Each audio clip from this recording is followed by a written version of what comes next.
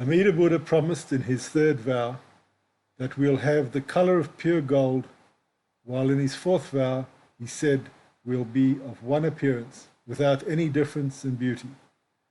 As we know, unenlightened samsaric beings have various forms and shapes, color and beauty, being very different from one another due to the different types of karma they inherit from past lives. But once we are born in the Pure Land and become Buddhas, we are liberated from the shackles of karma and go beyond form, color, and any differences. This is what is meant by all be of one appearance.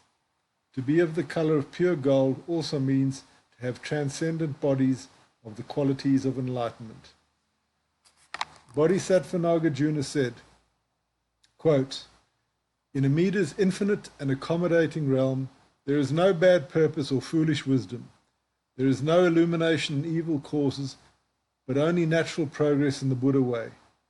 If one obtains birth there, he will be unmoved and he will attain full enlightenment." End quote. In his 21st vow, Amida Buddha promised that after birth in his Pure Land, we will be endowed with the 32 physical characteristics of a great man.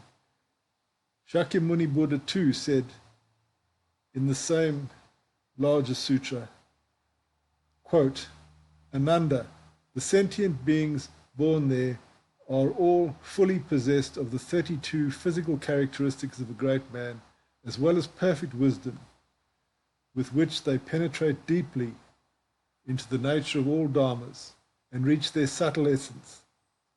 Their supernatural powers know no obstruction, and their physical senses are sharp and clear." End quote. Master Genshin also said, quote, "The beings in the Pure Land, having bodies of golden color and being pure inwardly and outwardly, give forth a brilliant light and thus mutually glorify each other. They have 32 forms, and they are so sublime, upright, and marvelous that there is nothing with which to compare them in this world. If we should compare the masters of the 6 Devalokas with the beings of the Pure Land, it would be like a beggar standing alongside a king."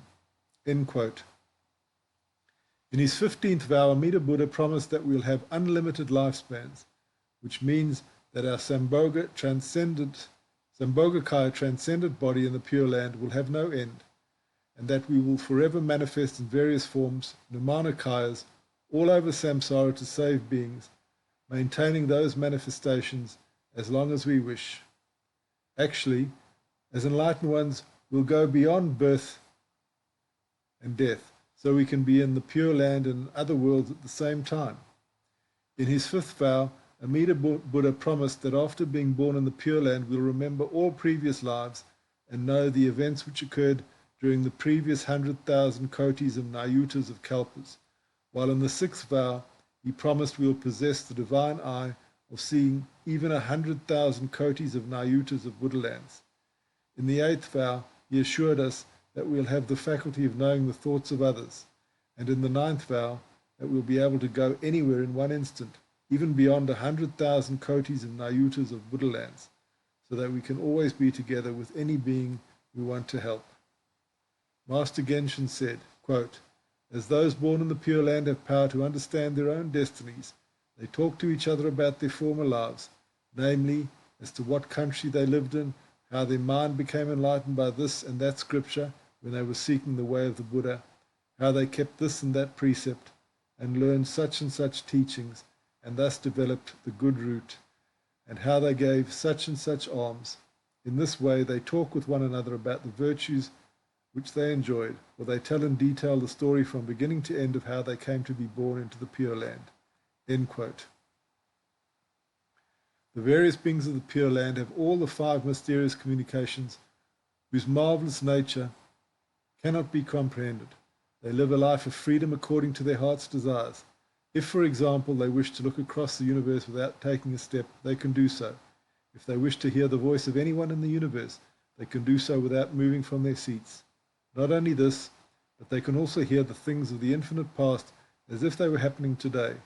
They know the inmost thoughts of the beings of the 6 realms as if they were reflected in a mirror.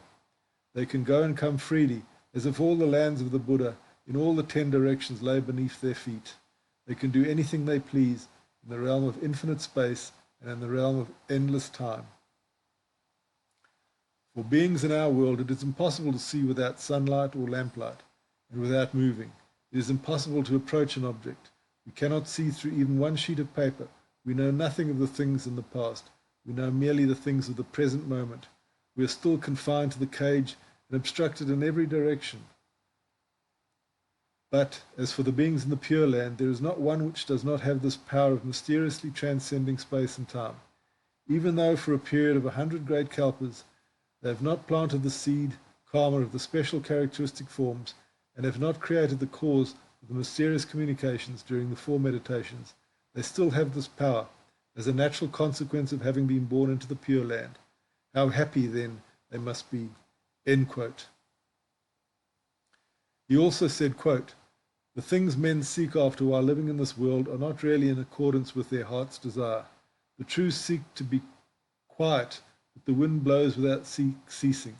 The son wishes to take care of his parents, but the parents do not survive long enough. And even though the parents should live, the son, in the case of a poor family, cannot provide what his filial piety would prompt him to do, even though he would be ready to burst his bladder in the attempt. If he goes far away from home or business, he will be unable to look upon the graceful faces of his parents in the morning, or care for them in the bedchamber in the evening. As all this is impossible for him, he breaks his heart in vain in the effort. The same thing is true in the relationship of master and servant, teacher and disciple, husband and wife, friend and friends, among relatives and with all people to whom one owes an obligation.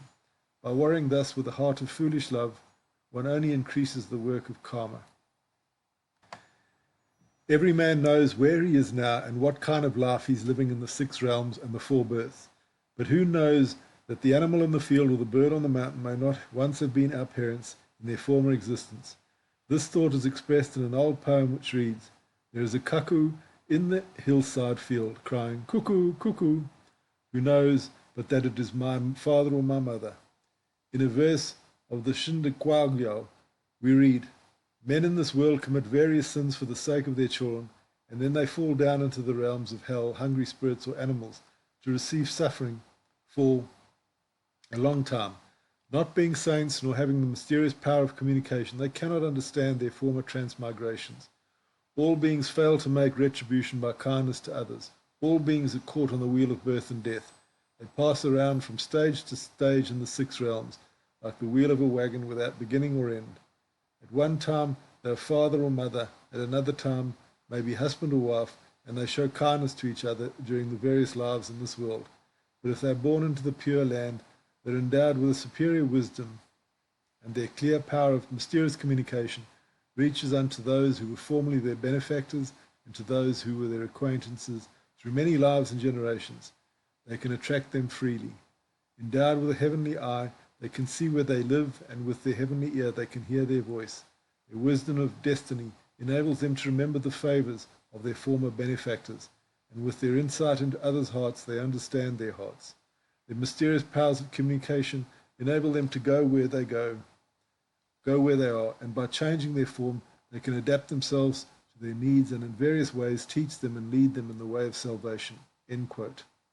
In the 7th vow, Amida Buddha promised that we'll have the divine ear of hearing the teachings of at least 100,000 kotis and nayutas of Buddhas, and remember all of them. Then we'll directly worship all Buddhas in all the 10 directions, the 24th vow, make offerings to them, the 23rd vow, and hear spontaneously whatever teachings we may wish, the 46th vow. Master Genshin said, quote, "While believers are still in this present world, seeing and hearing through the scriptures about the various virtues of the Buddha lands of the 10 directions, they beget a heart of longing, and they say sadly to each other, 'When shall we be able to see the pure lands of the 10 directions and meet with the various Buddhas and Bodhisattvas?' But if one should by chance obtain birth into this pure land, one can go in the morning and return in the evening, or go and come in a moment to and from all the Buddha lands which lie in the 10 directions. There one may serve the various Buddhas, live with the great teachers, and continually hear about the true Dharma. Such a one obtains entrance into the perfect enlightenment. Moreover, such a one can enter the various mundane spheres, engage in the various Buddhist ceremonies, and practice works of benevolence. Is not this real joy?" End quote. Not only that we'll be able to go to other realms to worship, make offerings, and listen to the teachings of other Buddhas, but many saints and enlightened beings will also come to the Pure Land to pay homage to Amida, so we'll be able to meet them there. Master Genshin said, quote, as it is said in the scriptures, all beings who hear of these pleasures rouse a desire to be born into this land. That is because they can meet in fellowship with the various people of the highest good. The virtues of the hosts of bodhisattvas are wonderful. End quote. Then he mentioned the names of various enlightened bodhisattvas we can meet in the Pure Land, among which there are Amida Buddha, Manjushri, Maitreya, Kshitigarbha, Avalokiteshvara, etc. He also said, quote, the great bodhisattvas are numberless like the grains of sands on the Ganges river. Their color and form is beautiful, and they are full of virtue. They live continually in the Pure Land and gather about Amida Buddha. The Pure Land is filled with a throng of holy beings who have a common life, see each other and hear each other's voice, and who seek after the same way. There is no difference among them. There are numberless beings and bodhisattvas from the Buddha lands of the 10 directions, as numerous as the grains of sand on the Ganges river. Each one of these reveals his mysterious power of communication and comes to the pleasant country, Pure Land, where he looks upon the precious face of Amida Buddha and makes offerings to him in reverence. Some of them make offerings of wonderful heavenly flowers, some burn a wonderful kind of incense, and some offer priceless garments. There are some who make heavenly music and praise Buddha with soft and calm voices. Some listen to the scriptures or propagate the teaching. There is no hindrance in their going and coming, night and day. Some go away to the east, while others are coming from the west. Some go away to the west, while others are coming from the north. And again, some return to the north, while others are coming from the south. Thus the throngs come and go from the 4 corners, the 8 directions, and the directions up and down. It is like a flourishing marketplace. To hear once the names of such saints does not happen by accident.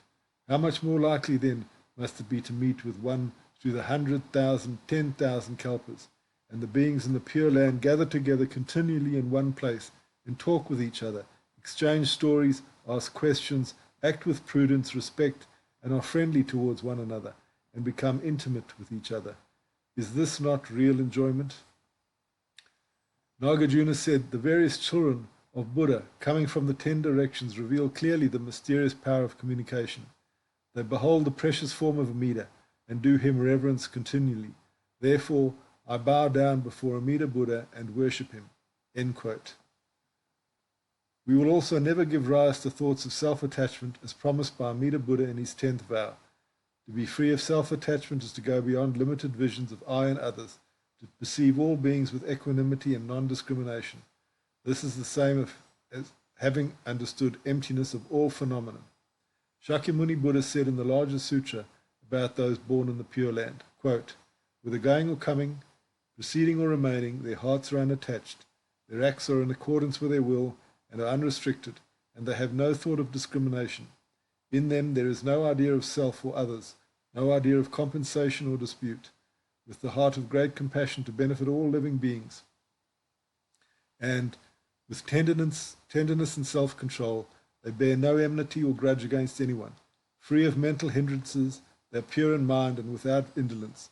Their samsaric bodies and evil passions have been extinguished together with their remaining karmic tendencies. Their wisdom is like the ocean, and their samadhi like the king of mountains.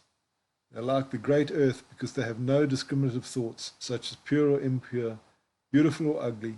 They are like the sky because they have no attachments. They are like a flock of playful birds because they do not store things. They are like the vast sky because their great compassion reaches everywhere without discrimination. They have destroyed envy by not being jealous of the superiority of others. Thus they become lamps to the world and fields of supreme merit. They always become teachers and harbour no thought of discrimination, aversion, or attachment. End quote.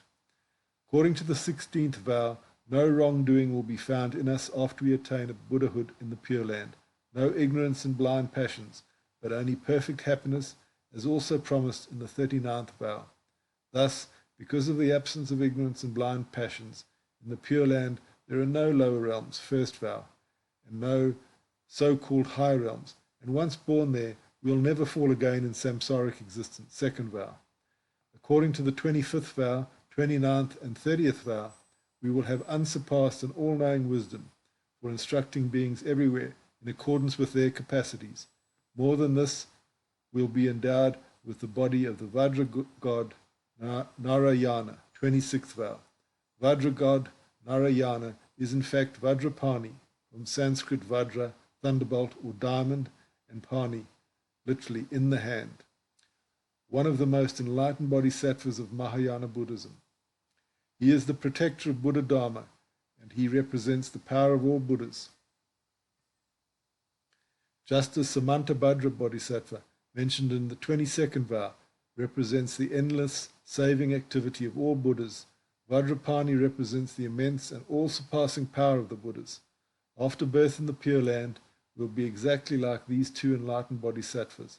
Just like Samantabhadra, will always be active in samsara, and like Vajrapani, will be all-powerful. And because Vajrapani is a protector of the Dharma, we will also become Dharma protectors and destroyers of wrong views. Namo Amida Buddha.